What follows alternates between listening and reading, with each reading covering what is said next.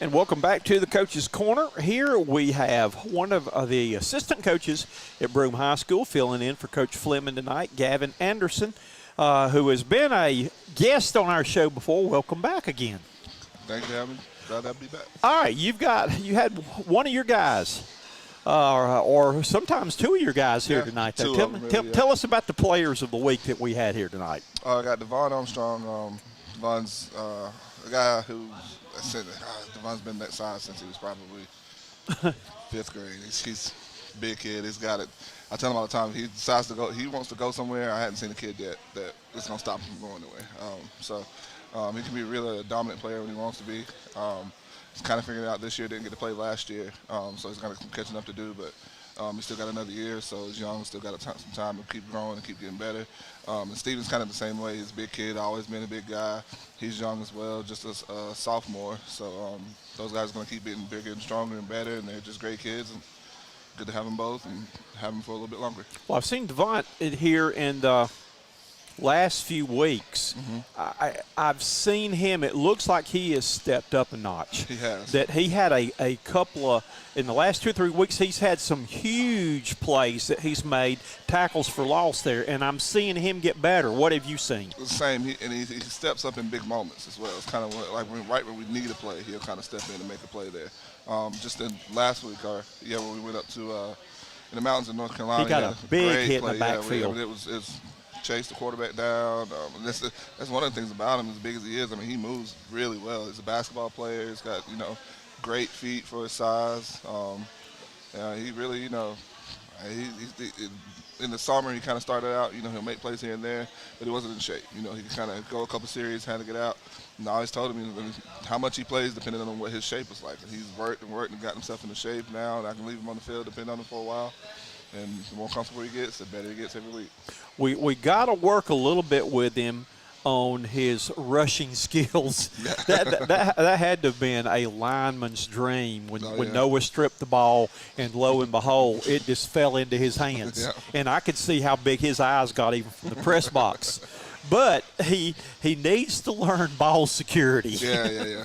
What did you tell him after that play? He was running and he kind of tried to make a cut. The guy jumped on his back, and everybody kind of got him at the same time. He went to fall. I guess he just decided he was going to brace himself, instead of. Forgot to take the ball with him. Yeah, kind of the ball. Well, I know when he went down, he had 3 guys on him. Oh, yeah. And I know that they were scrambling for that ball, too, there, though. But it was a great play at the time. Yeah. But that's why I told him that next time I want to see him in the end zone safely. I didn't fuss at him at the time. I was trying to convince the referees down. Yep, I was hoping for that too, though. Do you have to? I mean, the interesting scenario with South Carolina a couple of weeks ago. Have you mentioned anything to your players about if you get a chance like that, don't drop the ball before you get to the end zone? We haven't talked about it particularly, but a lot of them seen it. And it's something that I feel like it happened a lot. A few years ago, it seemed like it was like a epidemic, and there's NFL guys doing it and stuff like that, and I feel like I've seen it a couple of times again here lately. So they watch TV, they see that stuff, so hopefully they can just learn from it, just by seeing it, because there's nothing worse, taking it away from yourself, basically. Well, I was kidding with some people online that week when it happened down there that really, the defensive coaches don't really take the time of taking the defensive players down and introducing them to the end zone. Where it starts, where it ends. Maybe that ought to be something before the season starts. Let's meet the end zone. Yeah, as a defensive line coach, they always split the balls up and give every group a ball. We got to take the ball from somebody in order for us to get it. So don't give us a ball to start with. We got to go take it from somebody before we get it. Or have it batted or something. Yeah, so we got to find a way to get it. Along those lines. All right, well, let's talk a little bit about scouting report for what you have seen from Union. Now, Union is a team that is – you normally used to see this a lot when Coach Anthony was there, that they would be – 0-5 going into conference play because they play a monstrous schedule. But now they're in region play, and they are 0 for season right now. And this is something that, Union's not really used to, though. But what have you seen with them on both sides of the ball and special teams and all? They're still a very athletic team. They've got players, like Union usually does. They've got players around the field. They got skilled guys. The quarterback is a very dynamic player. He kind of makes everything go for them offensively. Like I said, their schedule is, not the hardest schedule in the world, but I mean, our region is, top to bottom. I mean, It's awful. It's even, I mean, it's yeah, tough. I mean, even It's a at the bottom, nightmare. there are no just cupcake teams in our region. You used to could count on Emerald being a win, Yeah, and and Clinton. Those used to be two gimmies right there. And even the years when we could thought we were going to beat Emerald. I mean, every coach in our region was talking about it after the game, saying that they were one of the most athletic, old, and whatever teams that you'll ever see. And so they, kind of continue. I mean, they got D1 guys, defensive linemen just committed to Arizona State and stuff like that. I mean, everybody's got them. Everybody's got guys. It used to be everybody kind of chasing Chapman. Chapman's still, kind of at the top right there, but the gap's closing, and from top to bottom, the whole region's just fighting after everything. But I mean, you finally get back home after going to North Carolina, and I feel like we've been on a around the world in 7 days trip this year. We're going to we're playing Powdersville, and then going up to Indian Land. Lord knows how to get there. And then, it took me 3 hours and 15 minutes to get to Robbinsville up there. You did better than us then. Yes, but I did make it back in 2 hours and 22 minutes going down the mountain. You did much better than us. I hope there are no policemen watching, but I looked down coming – slew to grade, I looked down once and was going 90. So it took us still right at 4 hours to get back. God. It was. Were you on the bus that broke down or not? I was behind the bus that broke down. The bus that broke down kind of stopped and started rolling back at us. Oh, no. So did y'all have to pack everybody on one bus? We did for the last, maybe 8 miles or so, 8 to 10 miles. Yeah, we had to put everybody on one bus. Oh, God. They were great about it, though. They sent a bus to come get our equipment and stuff for us and everything like that. They were awesome. That reminded me one time when I was coaching basketball, we had gone to Rock Hill and played, and Rock Hill had slid our tires. And so we had the bus there. We had to put the boys' basketball team, the JVs, the girls' basketball team, and the cheerleaders all on one bus, and we were all sitting on it coming back. And you talk about a fun ride back. That was back when Highway 5 was only 2 lanes. So that was not a whole lot of fun on that trip, though. All right, what are you seeing on the defensive side right here? What are you seeing the big things that you're going to have to do on defense to be able to win the game Friday night? Tackling. It's been the same thing for us last several games. I watch film, and I see a lot of encouraging things. I see us in position. I see us kind of still fighting, pursuing, trying to get to the ball and stuff like that. We just got to finish it when we get there. We got to make tackles. And like I said, Union with their athletic quarterback, got a few receivers and running back. At the end of the day, we can do what we need to do to get ourselves in position to make the play. You just got to finish it. Got to make the tackles when the guys are in space and stuff like that. So that's what we're going to try to do. So, how frustrating has it been this year that, again, that I know the defense has not had the success that you want. I know these kids are well coached, but these are 16, 17, 18-year-old kids that, just sometimes they just go brain dead with a lot of things. Like when your coverage sometimes that the guy gets behind, cardinal sin is you don't get bit deep. Yeah. And then on the outside plays, you got to always keep that outside arm free. Don't let them do that though. And I know they hear that over and over again, but it's got to be frustrating. Well, and they take steps. We look at it. We've had to do this as coaches several times. Even with the players, just remind them when we will sit back and look at our defense. And there's maybe 2 to 3 guys that are seniors that have played some on defense. I think only one, Dalton Crawford, actually started last year on defense. Everybody else is new. They're all either JV guys, they're guys that missed the season last year. So they're learning. They're all getting better and figuring it out together.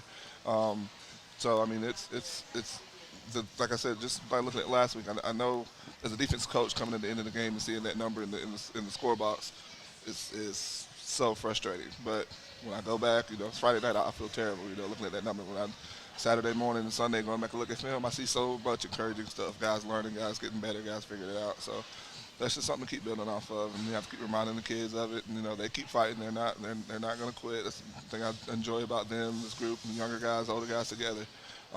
They love each other. They keep on playing. So We're going to keep fighting, trying to get better and do those little things right, and then wins will come.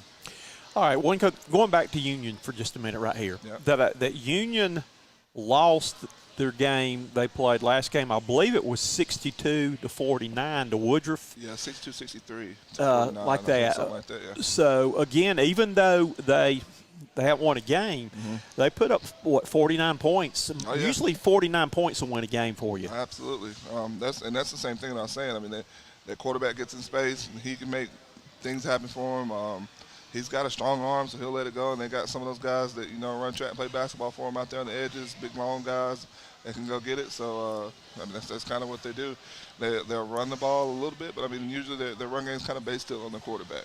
Even if he doesn't have the ball, he's running this way, trying to draw linebackers and stuff, go with him, give it to the running back the other way. But, I mean, obviously 49 points. They got the ability to put the ball in the end zone. All right. On the offensive side of the ball, I talked with some of the Clinton coaches and the people in the press box last week, and they thought that we would match up really well, that we would have success offensively. What have you seen in Union's defense? They're still about the same. They're not, they're even if I look at our entire region, up front we're bigger than a lot of guys. I mean, you just saw Devon and Odell, and those guys are. Odell's taller than me. Devon's just, as big as I am, maybe a little bit bigger. And then, we've got size. Our secondary is kind of, they're not smaller, but that's more of the inexperience still starts to come in. So that's what we're building. So that's, I think, what the challenge is. And still at the end of the day, it's tackling. So that doesn't matter position-wise. I mean, that's top to bottom. Everybody's got to tackle. All right, I got to know this question right here. I thought it was a great coaching move, because we had just talked about on the broadcast that the last thing wanted to let Clinton do was score on that last possession with them having the ball first to start the second half. Who made the call on the onside kick, and was this something that you had seen on film during the week and we're going to try this at some time during the game, or who made the call, and what did you see with that? I'm pretty sure that was Coach Fleming's decision. It wasn't premeditated. It was just kind of feeling the moment and how things were. And we decided to do an onside kick. That was the onside kick we did wasn't the onside kick. We've had 3 or 4 different ones. The one we did wasn't the one we called, but it worked. But honestly, I mean, at that point, I think we had decided we were going to onside kick every kick after that. If we every kick. And you almost got the second one, but it hit somebody first on that, about 9 yards away. Yeah, so we were staying. If we kicked off the rest of the game, we were onside kicking every time. So, and I noticed too, I figured something may be up because you switch back to Mason. Is he the better onside kicker? He kind of is. He's been practicing. He's got a little bit of a certain way he does it that he's been working on a lot, and he felt a little more comfortable with it. Because we kind of leave it to them, well, he kicked it and ran and jumped on it. Yeah. And hurt the guy who tried to go on there. And that's one of the things he's been practicing, but that's not what we called. But it's okay. So he called his own number on that. So Mason called that play. Yeah. All right, last thing I want to find out right here is that your better half over here, she probably got smart. She got out of the coaching ranks here, though. Oh, yeah. Though. But, what are your coaching plans right now? Do you have aspirations? Do you want to be a head coach someday, or what are you looking for down the road for Gavin? I'm not at all opposed to being a head coach. I completely enjoy what I'm doing right now. I like being a position coach, especially football-wise. I like to just get my group of guys and keep working with them and stuff like that. But I coach track and stuff like that. I could do. I enjoy just coaching in general. So if head coaching something comes up somewhere, I'm all with that. I'm actually in school doing a master's in certification right now. So I guess all that stuff is kind of on the horizon. So there you go. She's doing admin. I don't know. Admin's hard to me. I think I could do it, but I would still like to coach if I could, but that doesn't happen at all schools. So.